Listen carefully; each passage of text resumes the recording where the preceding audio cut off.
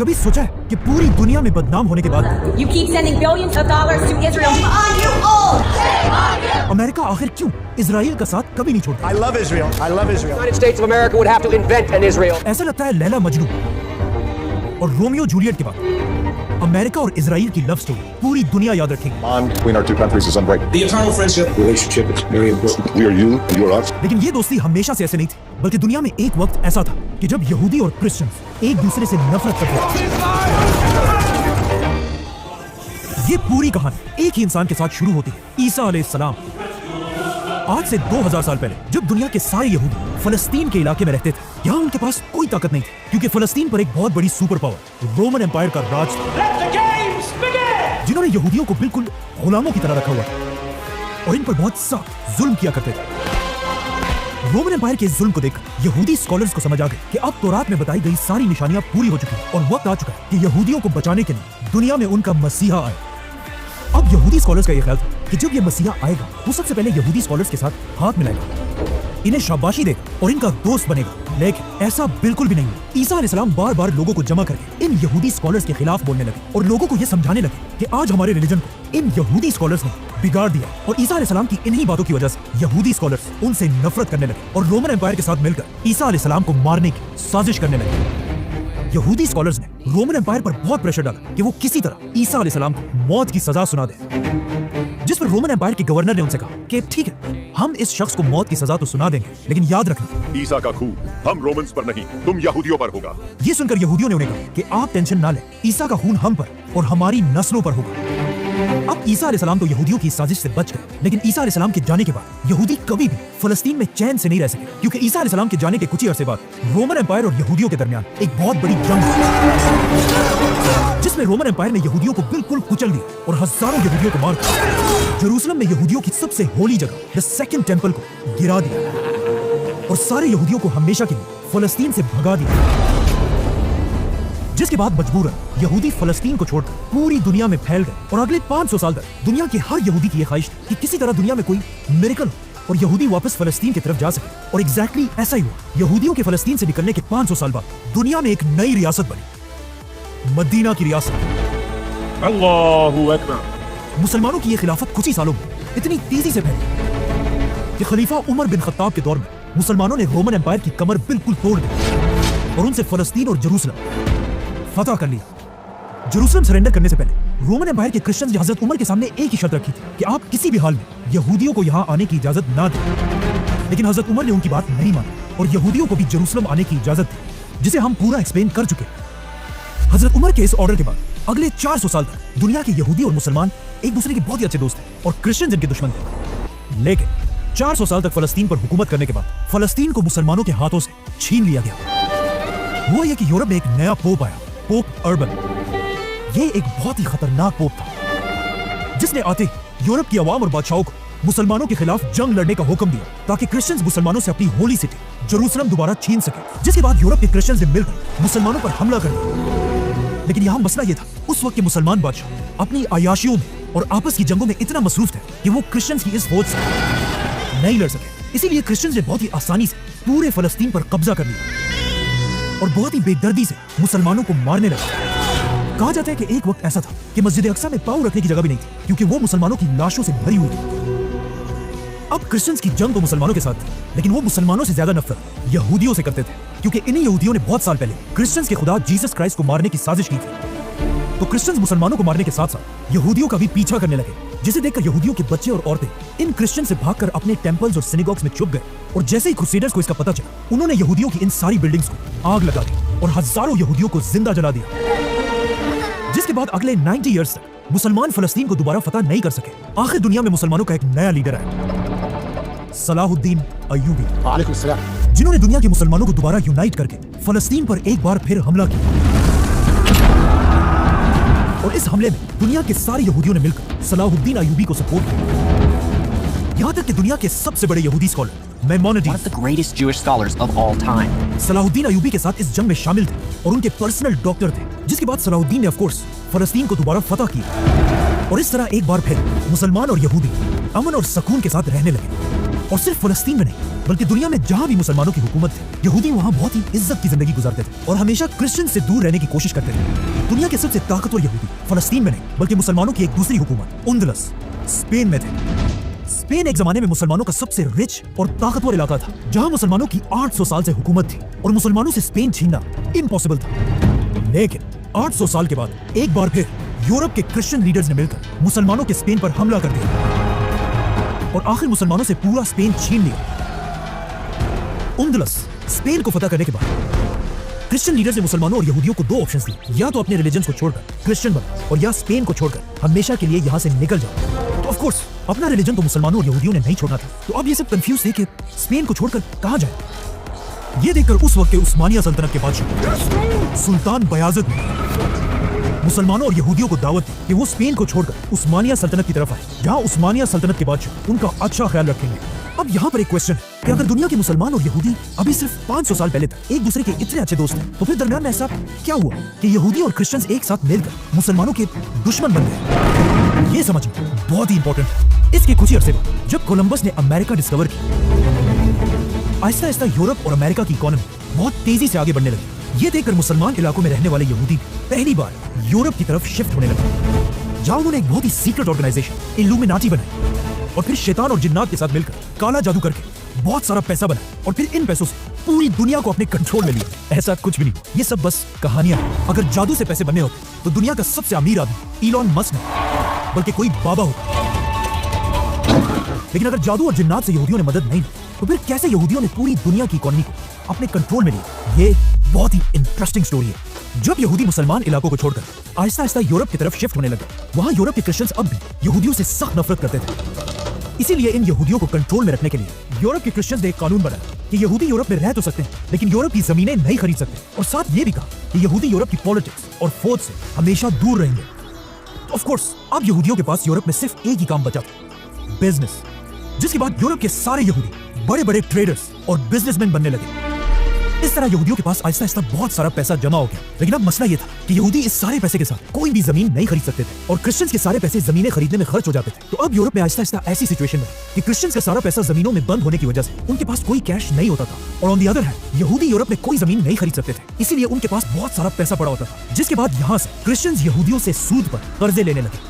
अब यहूदियों के रिलीजन में भी सूद पर कर्जा देना हराम है, लेकिन सिर्फ आपस में एक दूसरे को, बाकी रिलीजन के लोगों के साथ वो कुछ भी कर सकते हैं। इसीलिए यहूदी भर भर कर यूरोप के क्रिश्चियंस को सूद पर कर्जे लेने लगे। यहाँ तक कि एक वक्त ऐसा है कि यूरोप के बड़े बड़े बादशाह भी यहूदियों से कर्जे लेने लगे। उस जमाने में यहूदियों से सूद पर कर्ज लेना इतना आम हो चुका था कि एक फेमस राइटर विलियम शेक्सपियर ने अपनी नॉवेल्स में यहूदियों से सूद पर कर्ज लेने का जिक्र किया है। आखिर यहूदियों ने इस सूद के निजाम से इतना पैसा बनाया कि वो यूरोप के हर शहर में छोटे छोटे बैंक्स बनाने लगे। लेकिन अब जब यूरोप में यहूदी अपनी पावर की पीक पर थे, यहाँ पर एक बहुत बड़ा मसला हुआ। जब भी यूरोप का कोई बादशाह यहूदियों को उनका कर्ज वापस नहीं कर सकता था, तो वो अपने इलाके के सारे यहूदियों को मारकर वहां से भगा देता था, जिससे यहूदियों का बिजनेस काफी खराब हो रहा था। तो अब यहूदी सोचने लगे कि अब उन्हें इन छोटे छोटे बैंकों के बजाय एक सेंट्रलाइज्ड इंटरनेशनल बैंक की जरूरत है, और ऐसा ही हुआ। आखिर जर्मनी के एक ताकतवर यहूदी ने दुनिया का पहला इंटरनेशनल बैंक बनाया, और इस यहूदी का नाम था मायर रॉथस्चाइल्ड।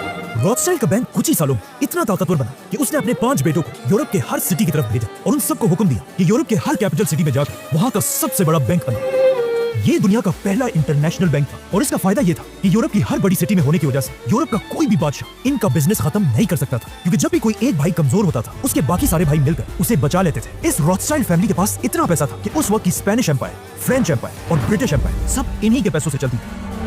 लेकिन रॉथस्चाइल्ड फैमिली को अपनी असल ताकत तब मिली जब यूरोप ने एक बहुत बड़ी जंग शुरू की। इस जंग को फ्रांस का एक बहुत बड़ा बादशाह नेपोलियन लीड कर रहा था। नेपोलियन की ताकत पूरे यूरोप में बहुत तेजी से फैल रही थी, लेकिन नेपोलियन को सबसे बड़ा नुकसान तब पहुंचा जब रॉथस्चाइल्ड के 5 भाइयों ने नेपोलियन को नहीं बल्कि ब्रिटिश एम्पायर को सपोर्ट किया, जिसके बाद ब्रिटिश एम्पायर ने रॉथस्चाइल्ड फैमिली के पैसों से नेपोलियन को हरा दिया।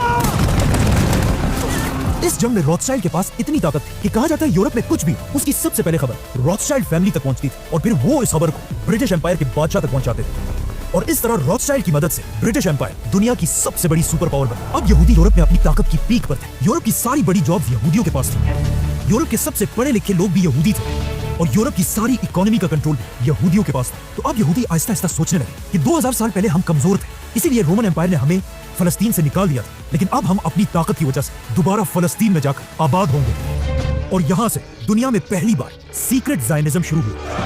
40,000 यहूदी पूरी दुनिया से फलस्तीन की तरफ छुप छुप कर शिफ्ट होना शुरू हुआ और वहाँ के गरीब अरबों से डबल ट्रिपल प्राइस पर फलस्तीन की जमीनें खरीदने लगे। इन जमीनों को खरीदने में यहूदियों की सबसे बड़ी मदद वही रॉथस्चाइल्ड फैमिली कर रही थी।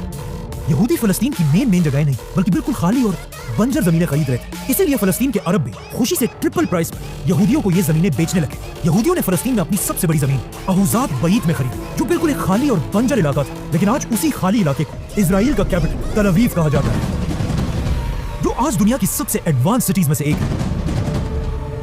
ये देखकर पूरी दुनिया से और भी ज्यादा यहूदी फलस्तीन में आबाद होने लगे, जिसके बाद यहूदियों ने अपनी हिब्रू जबान में फलस्तीन में न्यूज़पेपर्स, रेडियो और टीवी के शोज शुरू किए और इस तरह आखिर 2000 साल बाद फलस्तीन की जमीन पर हिब्रू जबान दोबारा सुनाई देने लगी। अब तक यहूदी ये सब कुछ अकेले कर रहे थे, लेकिन यहाँ से उनको दुनिया में अपना सबसे अच्छा दोस्त मिला, अमेरिका के evangelical Christians. God gave them that land, they own that land. अचानक अमेरिका में एक किताब लिखी गई, जीसस इज कमिंग, जिसमें दुनिया के क्रिश्चियंस के लिए एक बहुत बड़ा मैसेज था कि मेरे क्रिश्चियन भाइयों जाग जाओ, क्योंकि बहुत जल्द दुनिया में जीसस वापस आने वाला है।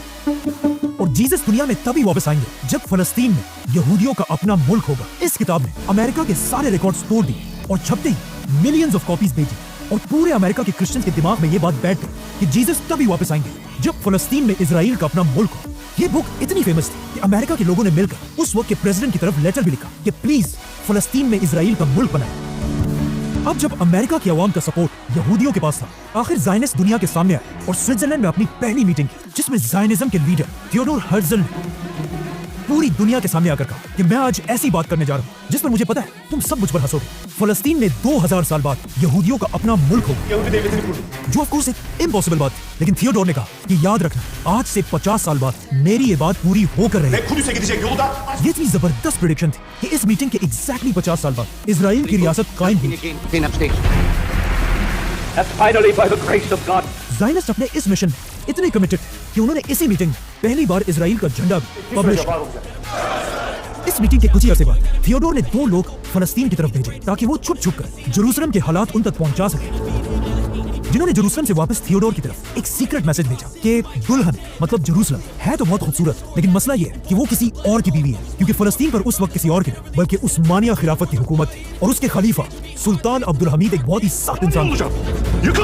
इसीलिए थियोडोर हर्ज़ल सीधा उस्मानिया खलीफा से मिलने पहुंचे और उनको एक ऑफर दी कि हम ज़ायनिस्ट उस्मानिया सल्तनत का बहुत बड़ा कर्जा उतार देंगे अगर सुल्तान अब्दुल हमीद फलस्तीन का इलाका यहूदियों को दे दे। लेकिन सुल्तान अब्दुल हमीद ने थियोडोर को जवाब दिया कि अगर तुम लोग मेरे जिस्म के टुकड़े टुकड़े भी करो ना, तब भी मैं फलस्तीन तुम लोगों के हवाले कभी नहीं करूंगा। और यहाँ से उस्मानिया सल्तनत और ज़ायनिस्ट की लड़ाई शुरू हुई। अब ज़ायनिस्ट सीधा जाकर अपने पुराने दोस्त ब्रिटिश एम्पायर से अपने मुल्क की भीख मांगने लगे। अब फलस्तीन में यहूदी मुल्क बनना तो इम्पॉसिबल था, इसीलिए ब्रिटिश एम्पायर ने ज़ायनिस्ट को 2 ऑफर्स दिए कि तुम लोग फलस्तीन को छोड़कर युगांडा और अर्जेंटीना में से कोई भी इलाका चूज करो और वहां अपना मुल्क बनाओ। लेकिन यहूदियों ने ब्रिटिश एम्पायर से क्लियरली कहा कि जिस तरह जर्मनी में जर्मन्स, फ्रांस में फ्रेंच और इंग्लैंड में इंग्लिश लोग रहते हैं, उसी तरह यहूदी भी दुनिया में एक ही जगह फलस्तीन में ही रहेंगे। दुनिया के सारे ज़ायनिस्ट मिलकर कोशिश करने लगे कि किसी तरह अब उस्मानिया सल्तनत को गिरा दिया जाए, और ऐसा ही हुआ। कुछ ही अरसे बाद दुनिया की सबसे बड़ी जंग शुरू हुई, world war 1। End of course world war शुरू होते ही ब्रिटिश एम्पायर एक बार फिर अपने पुराने दोस्त रॉथस्चाइल्ड फैमिली की तरफ मदद के लिए देखने लगे और उन्हें खुश करने के लिए ब्रिटिश एम्पायर ने रॉथस्चाइल्ड फैमिली से वादा किया कि अगर इस वर्ल्ड वॉर के बहाने से हमने फलस्तीन उस्मानिया खिलाफत से छीन लिया तो वहां हम आपके लिए इजराइल का नया मुल्क बनाएंगे। जिसके बाद ऑफ कोर्स पूरी दुनिया के यहूदी ब्रिटिश एम्पायर के साथ खड़े हो गए और ब्रिटिश एम्पायर ने आसानी से फलस्तीन उस्मानिया खिलाफत से छीन लिया। और जेरूसलम जैसी होली सिटी फतह करने के बाद ब्रिटिश एम्पायर के फॉरेन मिनिस्टर आर्थर बेल्फोर ने दुनिया के सबसे ताकतवर यहूदी वॉल्टर रॉथस्चाइल्ड की तरफ एक लेटर भेजा, जिसमें उसने क्लियरली कहा कि ब्रिटिश एम्पायर अपनी फुल ताकत के साथ इजराइल का मुल्क बनाने की कोशिश करेगी। अब बेल्फोर खुद तो एक क्रिश्चियन था, लेकिन वो इस सबसे कई साल पहले लिखी जाने वाली किताब जीसस इज कमिंग से बहुत इंस्पायर था। लेकिन अब मसला ये था कि जब ब्रिटिश एम्पायर ने 1917 में इजराइल की रियासत बनाने का ऐलान किया, उस वक्त फलस्तीन में सिर्फ 10% यहूदी थे और बाकी 90% मुसलमान थे, जिससे रॉथस्चाइल्ड और बाकी ज़ायनिस्ट को समझ आ गया कि अगर हम इजराइल की रियासत बनाना चाहते हैं तो हमें फलस्तीन में अपनी आबादी बढ़ानी होगी। इसीलिए वर्ल्ड वॉर 1 के बाद पूरी दुनिया से यहूदी फलस्तीन की तरफ तेजी से शिफ्ट होने लगे। नाउ जिस तरह बहुत साल पहले ब्रिटिश एम्पायर ने रॉथस्चाइल्ड फैमिली की मदद से नेपोलियन को हराया था, अब उन्होंने उसी रॉथस्चाइल्ड की मदद से वर्ल्ड वॉर 1 में उस्मानिया खिलाफत और जर्मनी को बिल्कुल तोड़ दिया था, जिसके बाद ब्रिटिश एम्पायर तो वर्ल्ड वॉर जीतने का जश्न मना रही थी। लेकिन जर्मन अवाम को समझ आ गई थी कि इस जंग में किसने और कैसे उनके साथ बगावत की। असल में इस सबसे बहुत साल पहले रॉथस्चाइल्ड बिजनेस जर्मनी से ही शुरू हुआ था, लेकिन अब जब वर्ल्ड वॉर का टाइम आया तो रॉथस्चाइल्ड जर्मनी को छोड़कर ब्रिटिश एम्पायर को सपोर्ट कर रहे थे, जिससे आहिस्ता आहिस्ता जर्मन अवाम में यहूदियों के लिए गुस्सा बढ़ने लगा और यहाँ से दुनिया में एक नए लीडर की एंट्री होती है, एडोल्फ हिटलर। हिटलर ने आते ही जर्मन अवाम को ये बात समझाने की कोशिश की कि हम तो वर्ल्ड वॉर जीतने वाले थे, सिर्फ इन यहूदियों की गद्दारी की वजह से हम ये जंग बेशर्मी से हार गए। हिटलर जब भी स्पीच करता था उसकी बातें और स्टाइल ऐसा होता था कि जर्मनी का बच्चा उसकी हर बात पर यकीन करता था। जिसके बाद हिटलर ने जर्मनी में यहूदियों के सारे बिजनेसेस बंद कर दिए और इवन जर्मनी में रॉथस्चाइल्ड का सबसे पहला बैंक 200 साल पुराना बैंक बंद कर दिया। हिटलर की फौज आहिस्ता आहिस्ता पूरे यूरोप को फतह करने लगी और यूरोप की हर सिटी में जाकर वहां के यहूदियों को मारने लगे। ये देखकर यूरोप के सारे यहूदी हिटलर से अपनी जान बचाकर भागने लगे और इस अपॉर्चुनिटी को यूज करके रॉथस्चाइल्ड के बाकी भाइयों ने इन सारे यहूदियों को फलस्तीन की तरफ भेजना शुरू किया और फलस्तीन में एक बार फिर यहूदियों की पॉपुलेशन तेजी से बढ़ने लगी। जब वर्ल्ड वॉर 1 खत्म, फलस्तीन में सिर्फ 10% यहूदी थे, लेकिन वर्ल्ड वॉर 2 खत्म होने के बाद 30% से भी ज्यादा यहूदी थे। वर्ल्ड वॉर 2 तो ब्रिटिश एम्पायर ने जीत ली थी, लेकिन इस जंग में उनका इतना नुकसान हुआ था कि अब वो इस ग्रेट एम्पायर को और नहीं संभाल सकते थे। इसीलिए इंडिया, पाकिस्तान, श्रीलंका जैसी कंट्रीज ब्रिटिश एम्पायर से आजाद होने लगी। ये देखकर फलस्तीन के ज़ायनिस्ट ब्रिटिश एम्पायर को कहने लगे कि अब अपना वादा पूरा करो और यहाँ पर एक यहूदी रियासत बनाओ। लेकिन मसला ये था कि अब भी फलस्तीन में सिर्फ 30% यहूदी थे और बाकी सारे मुसलमान थे, जिसकी वजह से ब्रिटिश एम्पायर इतनी जल्दी इजराइल की रियासत बनाने के लिए तैयार नहीं थे। ये देखकर फलस्तीन के यहूदी और ज़ायनिस्ट अपने पुराने दोस्त ब्रिटिश एम्पायर के खिलाफ होने लगे और पहली बार ज़ायनिस्ट ब्रिटिश एम्पायर पर हमले करने लगे। अब एक ऐसी सिचुएशन थी कि मुसलमान और यहूदी सब ब्रिटिश एम्पायर के खिलाफ लड़ रहे थे। इसीलिए ब्रिटिश एम्पायर ने आखिर तंग आकर फलस्तीन का मसला यूनाइटेड नेशंस के सामने पेश किया और कहा अब आप ही फैसला करें कि फलस्तीन के साथ क्या होना चाहिए। जिसके बाद यूनाइटेड नेशंस ने आज तक अपनी हिस्ट्री का सबसे स्टूपिड फैसला किया। यूनाइटेड नेशंस ने फैसला किया कि फलस्तीन को 3 हिस्सों में डिवाइड कर दिया जाएगा। फलस्तीन का सबसे बड़ा हिस्सा सिर्फ 33% आबादी वाले यहूदियों को दिया जाएगा और फलस्तीन के 66% मुसलमानों को फलस्तीन का छोटा सा हिस्सा दिया जाएगा और जेरूसलम को एक इंटरनेशनल सिटी बना दिया जाएगा। ये ऐसा ही है कि एक केक को 10 लोगों में डिवाइड कर दिया जाए, आधा केक 3 लोगों को और आधा केक बाकी 7 लोगों को दिया जाए, जो एक बहुत ही अनफेयर फैसला था। जब यूएन ने अपना ये फैसला ज़ायनिस्ट और फलस्तीन में मुसलमान कमेटी के सामने रखा तो ऑफ कोर्स यहूदी तो इस फैसले पर बहुत बड़ा जश्न मनाने लगे, लेकिन फलस्तीन की मुसलमान कमेटी ने यूएन के इस फैसले को बिल्कुल रिजेक्ट कर दिया। मुसलमानों की इस कमेटी के हेड का नाम अमीन अल हुसैनी था, जो पूरे फलस्तीन का ग्रैंड मुफ्ती था। ब्रिटिश एम्पायर और ज़ायनिस्ट इस बंदे से पहले से ही नफरत करते थे, क्योंकि वर्ल्ड वॉर 2 में इस ग्रैंड मुफ्ती ने ब्रिटिश एम्पायर के खिलाफ जाकर जर्मनी के हिटलर को सपोर्ट किया था, बल्कि हिटलर के साथ पर्सनल मीटिंग्स भी की थी और इवन हिटलर के लिए एक मुसलमान आर्मी भी बनाना चाहता था। जैसे ही मुसलमानों ने यूएन के प्लान को रिजेक्ट किया, अचानक इजराइल के रॉथस्चाइल्ड स्ट्रीट पर ज़ायनिस्ट का लीडर दुनिया के सामने आया और कहा मुसलमानों की इस ढिठाई की वजह से आज हम ये ऐलान करते हैं कि अब आधा फलस्तीन नहीं पूरा फलस्तीन हमारा होगा। और इसी के साथ डेविड बेन गुरियन ने इजराइल की आजादी का ऐलान कर दिया। ये ऐलान उसने अपने ज़ायनिस्ट लीडर थियोडोर हर्ज़ल की बहुत बड़ी तस्वीर के नीचे किया था, जिसने इस दिन से एग्जैक्ट 50 साल पहले कहा था कि आज से 50 साल बाद दुनिया में इजराइल की रियासत बने और एग्जैक्टली ऐसा ही हुआ। इजराइल की आजादी के सिर्फ 11 मिनट बाद सुपर पावर अमेरिका ने इजराइल के मुल्क को एक्सेप्ट कर लिया, जिसके बाद सोवियत यूनियन और बाकियों ने भी ऐसा ही किया, जिनमें सिर्फ एक इस्लामिक कंट्री थी जिसने इजराइल को एक्सेप्ट किया, रज़ा शाह का ईरान। अब जब इजराइल के सारे यहूदी आजादी का जश्न मना रहे, उसके सिर्फ एक दिन बाद इजराइल के पास 5 अरब कंट्रीज ने इजराइल पर हमला कर दिया। लेकिन इसका कोई फायदा नहीं। इजराइल ने अमेरिका और ब्रिटिश की मदद से इन बड़े बड़े अरब कंट्रीज को क्रश कर दिया, बल्कि इस जंग से इजराइल का साइज और भी बढ़ गया और जो हिस्सा यूएन ने मुसलमानों को देने का वादा किया वो भी मुसलमानों के हाथ से निकल गया। अब इजराइल के लिए फलस्तीन में सिर्फ एक ही मसला कि अभी भी फलस्तीन में मुसलमानों की आबादी यहूदियों से डबल थी। इसीलिए इजराइल के बनते उन्होंने अपना सबसे पहला काम ये किया कि वो फलस्तीनियों को जो यहाँ पर 1000 साल से आबाद थे हमेशा के लिए फलस्तीन से निकालने लगा। इजराइल ने फलस्तीनियों की बड़ी बड़ी सिटी और 500 विलेजेस तबाह कर दिया और जो मुसलमान इजराइल के जुल्म के बाद फलस्तीन छोड़कर नहीं जा रहे, कहा जाता है इजराइल ने उनके पानी के कुओं और पाइपों में जहर मिलाकर उन सबको मार डाला और इस तरह एक ही साल में 8 लाख फलस्तीनी मुसलमान फलस्तीन को छोड़कर हमेशा के लिए चले गए। और इन फलस्तीनियों के खाली घरों को भरने के लिए पूरी दुनिया से 7 लाख यहूदी इजराइल की तरफ आए, जिससे फलस्तीन में यहूदियों की आबादी 60 और 70% तक चली गई। और आज तक इजराइल इसी स्ट्रेटेजी को बार बार यूज करता है। हर कुछ सालों बाद इजराइल कोई ना कोई बहाना बनाकर Barbarism in civilization. फलस्तीनियों को फलस्तीन से निकालता रहता है ताकि फलस्तीन से मुसलमानों का नामो निशान हमेशा के लिए मिट जाए। और यहाँ सिर्फ और सिर्फ यहूदी ज़ायनिस्ट की हुकूमत है। सब्सक्राइब